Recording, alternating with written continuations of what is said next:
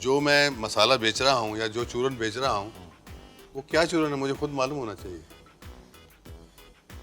अब मैं जो गा रहा हूँ वो मेरी समझ आ रहा है कि नहीं आ रहा, या मैं एंजॉय कर रहा हूँ या नहीं कर रहा हूँ, मेरी इन्वॉल्वमेंट कितनी है उसमें, तो ऑटोमेटिकली आपकी जो ऑडियंस है वो आपके साथ आएगी।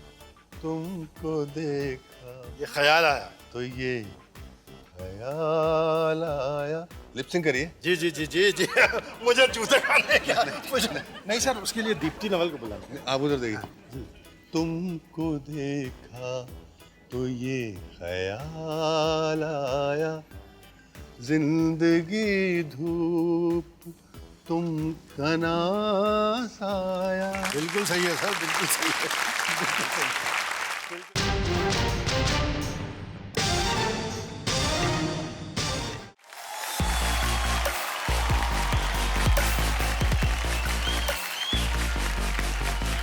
फाजली साहब ने और जगजीत साहब ने बहुत सारा काम एक साथ किया है। जगजीत साहब के बारे में आपकी क्या राय है? देखिए, मेरी गज़ल और जगजीत सिंह की आवाज़ का रिश्ता बहुत पुराना है। ये उन दिनों की बात है कि जब गालिब जवान होते थे। मुझे अपना एक शेर याद आ रहा है जी। कि इस धरती पर आकर सबका अपना कुछ खो जाता है। जी। इस धरती पर आकर सबका अपना कुछ खो जाता है, कुछ रोते हैं, कुछ इस गम से अपनी गज़ल सजाते हैं। जिन जिन से रिश्ता मतलब माइक के उस तरफ बनाते हैं वो तो हम जानते ही हैं, हम ऑडियंस और इनके शहदाई हैं, फैंस हैं, वो तो जानते ही हैं, लेकिन माइक के इस तरफ भी जो इनके साथ बैठते हैं उनसे भी इनका बड़ा अच्छा रिश्ता है। नहीं फारूक साहब, एक बात और भी है जी हुजूर फरमाएं कि ऑडियंस से रिश्ता बनाने से पहले आपको अपने आप से रिश्ता बनाना पड़ता है। Very correct. वो सबसे ज़रूरी है। जो मैं मसाला बेच रहा हूँ या जो चूरन बेच रहा हूँ वो क्या चूरन है मुझे खुद मालूम होना चाहिए।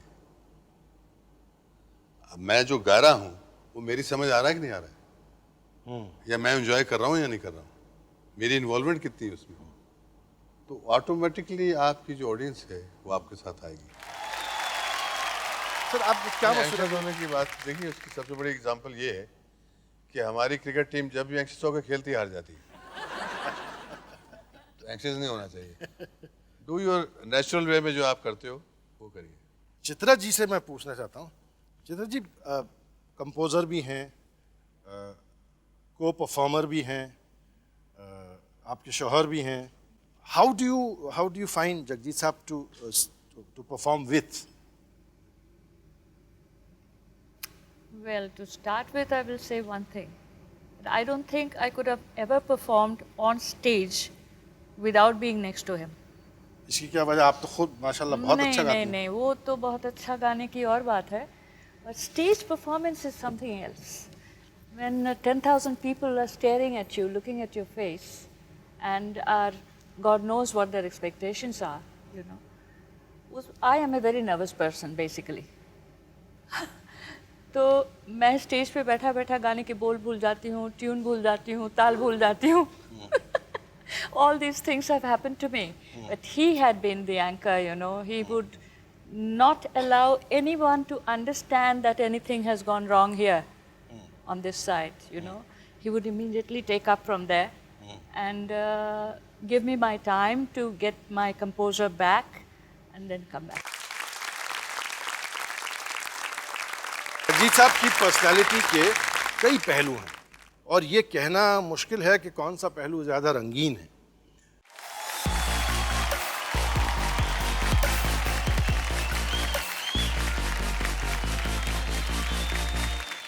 ये आपकी और जगजीत सिंह जी की दुनिया जो है बज़ाहिर बिल्कुल अलग है। कहाँ तो एक रेसिंग और हॉर्स ब्रीडिंग और ट्रेनिंग, कहाँ पेटी बाजा तबला सारंगी गायकी गालिब वगैरह वगैरह वगैरह। ये आपकी मुलाकात कैसे हुई? इनके डैडी जॉकी थे उन दिनों में जी। पुरतू सिंह जी उनका नाम था। जी बहुत मशहूर जॉकी थे। जी हाँ। तो उनके यहाँ जाया करते थे टिप लेने। तो वहाँ ये मैं एक छोटा बच्चा देखता था चड्डी में, उस वक्त स्कूल में थे, ये चौथी पांचवी क्लास में थे। मैं उस वक्त से इनको जानता हूँ।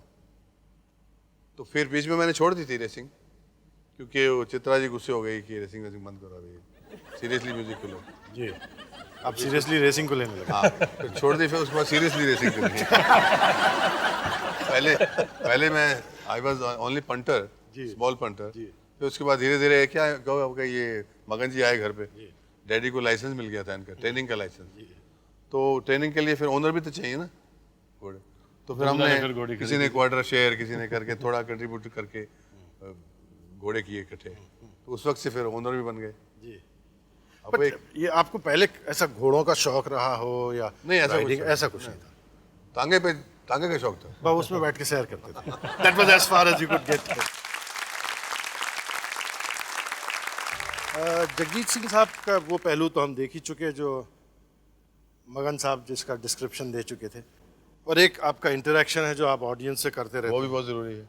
अभी कई जगह देखिए, हाँ अभी इंटरेक्शन की बात आएगी। शुरू में जब हम आए थे इस लाइन में, तो उस वक्त कई जगह हुटिंग भी हो जाती थी, नहीं पसंद आ रही। कोई गज़ल हमने क्लासिकल स्टाइल में शुरू कर दी तो जनता को नहीं पसंद आई, तो यंग क्राउड हुट करने लगा। तो वहाँ पे फिर सडनली आपको चेंज करना पड़ता है। कोई फास्ट सॉन्ग आई है या कोई पंजाबी सॉन्ग आपने शुरू कर दिया तो उठ के नाचने लगे ताले। अगर वो भी नहीं चला, उसके बाद जोक सुनाना शुरू कर दिया। मतलब ये है कि when are you on stage you have to win the audience by hooks और क्रूज। सामने से लेके आखिर तक वो आदमी खुश जाना चाहिए कि यार हाँ आज मज़ा आ गया, चाहे उसको जोक में मज़ा आया या पंजाबी गाने में आया, गज़ल में आया, भजन में आया, क्लासिकल में आया। ये सब मसाले आपकी जेब में होने चाहिए स्टेज पे जब आप आते हैं। सिर्फ आप अपना ही करते रहेंगे तो आधे पता लगेगा, जब आप आँख खोली तो होली नहीं है। एक साहब हैं जो आपकी चूरन बहुत खूबी से जो है हर तरह तकसीम करते हैं। मैं उनको दावत देता हूँ कि वो तशरीफ लाएं। बादल चौधरी साहब प्लीज तशरीफ लाएं।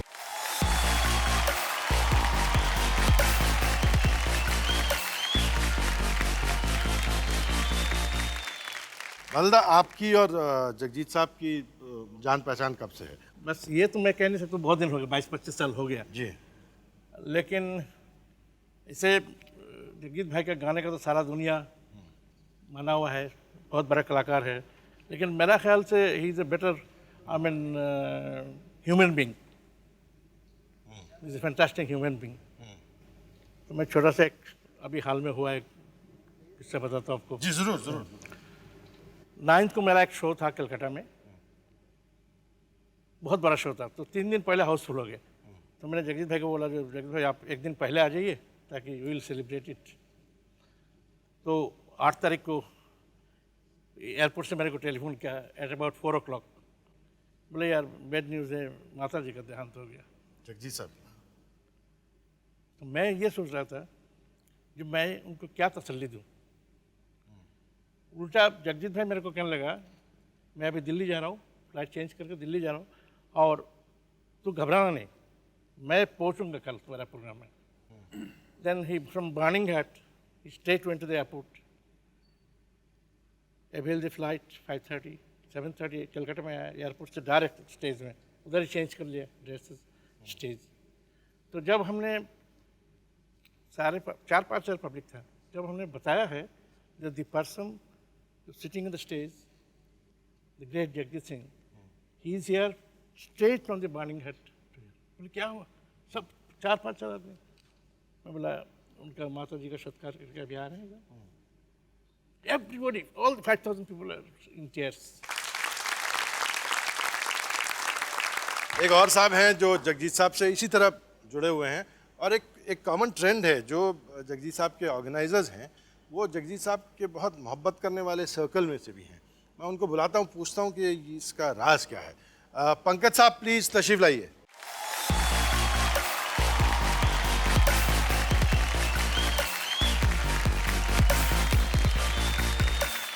पंकज कुलेसिया साहब जो है जगजीत साहब के दोस्त भी हैं, और जगजीत साहब के शोज़ ऑर्गेनाइज करने का भी इनको काफ़ी तजुर्बा है। मैं बैक स्टेज का आदमी हूँ।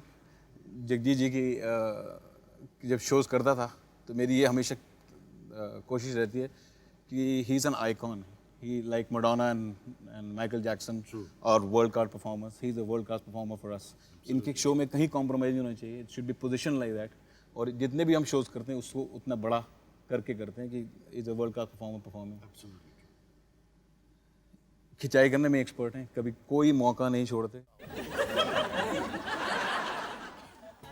जगी साहब, जो आपने वैसे ऑफ द स्क्रीन परफॉर्मेंसेस किए हैं गज़ल सिंगिंग के, और उसके अलावा आपका एक बहुत कामयाब करियर रहा है as a film background playback singers, तो इसकी शुरुआत कहाँ से हुई थी?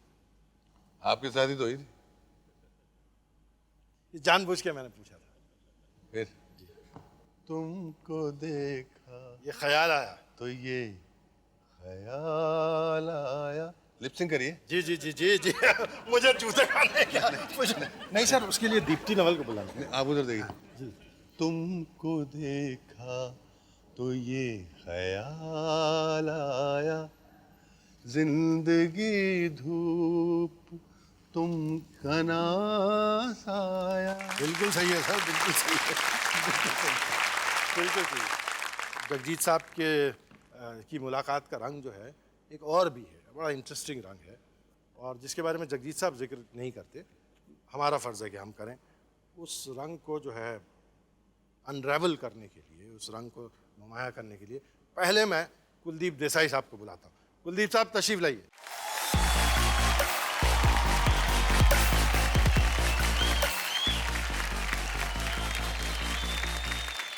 बहुत ही छोटी बात है, ये ज़रूर शायद बाद में मुझे गुस्सा करेंगे, मगर मैं डेफिनेटली शेयर करना चाहूँगा आप सब लोगों से जी। कि एक ऐसा मौका हुआ कि कोई एक आदमी जगजी से मिलने आया, तो जगजी ने बिठा दिया, बोले हाँ बोलिए क्या करना है। तो उन्होंने कहा कि ऐसा है सर कि मेरी लड़की की शादी है। अच्छा, तो लड़की की शादी से मेरा शो का क्या ताल्लुकात है? बोले कि ऐसा है कि सर आप, मैंने जहाँ तक मैं जानता हूँ कि आपके सारे शोज सोल्ड आउट होते हैं, तो उसमें से कुछ मैं थोड़ा बहुत जुटा पाऊँगा। तो जगी ने कहा कि यार ये तो बहुत डाइसी मामला है, हालांकि ऐसा हुआ नहीं है कभी, मगर उन्होंने उनको धरपत दिलाई कि यार ऐसे नहीं हो सकता है, तुम्हारी ज़रूरियत क्या है? तो उन्होंने कहा कि सर ऐसा XYZ अमाउंट मेरा है और आई एम श्योर कि मैं निकाल पाऊँगा। तो उन्होंने मेरा नाम दिया, बोले तो एक काम करो, कुलदीप है वहाँ पे, वो आपको सारी रिक्वायरमेंट बता देगा। जगजी ने मुझे दूसरे दिन आया, मतलब शाम को जब जगी ने मुझे बताया कि कुलदीप एक काम करना, एक पैकेट अच्छे से सजा के उसके हाथ में थमा देना। हफ्ते भर के बाद में वो अपनी बेटी को लेके आया और वो बेटी ने जगजी के पाँव छे, एंड दैट वाज, वो इतना टची था कि मुझे अपने आप पे ऊपर इतना नाज हुआ कि कम से कम ऐसे काम मेरे हाथ से होते हैं उनके साथ में।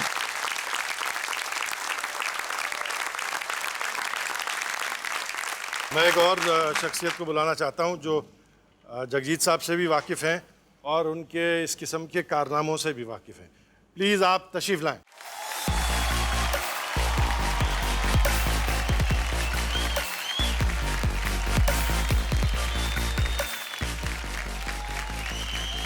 बहरहाल विपुला जी से सब लोग वाकिफ़ हैं और इनके काम से भी वाकिफ़ हैं। जगजीत जी से आपका ताल्लुक़ कैसा रहा है और कब का? Kapka, I feel very nostalgic. I don't know Jagjit whether you remember, आपको याद है कि नहीं। मैं पहली दफ़ा आपको मिली थी 1970 में। आप हमारे घर आए थे, हमारी कज़न की शादी थी, पुष्पा जी के साथ आए थे, पुष्पा हंस, और वो गाने आई थी शादी में।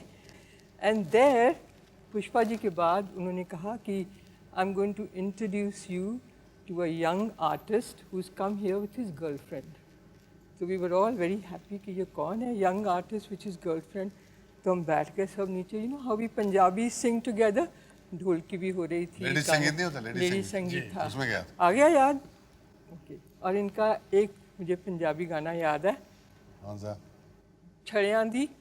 छड़ियां दी जून बुरी, That's right. तक दिन टिक्का तक दिन tikka. And my Dadi ji was there. After she heard him, Holiditi, she comes to me and tell me, "Oh, बुड्ढी नु कह चुप कर, उन्नु गान दे." Yeah, she said that. And Chitra ji was there, very shyly sitting there, very coyly, आपके पास, and we asked you, ये कौन है, ये कौन है? तो आप चुप, ये हमारी शागिर्द है। She's come from Calcutta, और ये मेरी शागिर्द है। That's what you said, yeah. ये डेजिग्नेशन भी था आपका। देख लो, नहीं शागिर्द तो मैं आज तक हूँ, आज तक है। लेकिन उन्होंने ऐसा मान लिया, ये विश्वास नहीं होता। एम्बेसडर हैं हमारे सेव द चिल्ड्रन इंडिया के। एक इंसिडेंट है when Chitra ji came after a very long time to listen to him at Nehru centre, याद है? बड़े सालों के बाद बहुत अच्छी दोस्ती हो गई हमारी इनसे, तो हमने इनसे कहा you must come out now, it's high time you come out. And after years when she came out and she told me कि Vipra, you sit with me, don't move away, and we made her sit right in front of him, you know, stage तो थी यहाँ बैठी, and I'll never forget that moment. She was sitting there, eyes closed, with tears rolling down her eyes and just listening to Jagjit. It was so beautiful a moment, I'll never. ये आप तहतुल लफ्ज करेंगे या तरन्नुम में करेंगे? नहीं तरह शुक्रिया है अच्छा। प्यार तेरा, शुक्रिया शुक्रिया शुक्रिया है प्यार।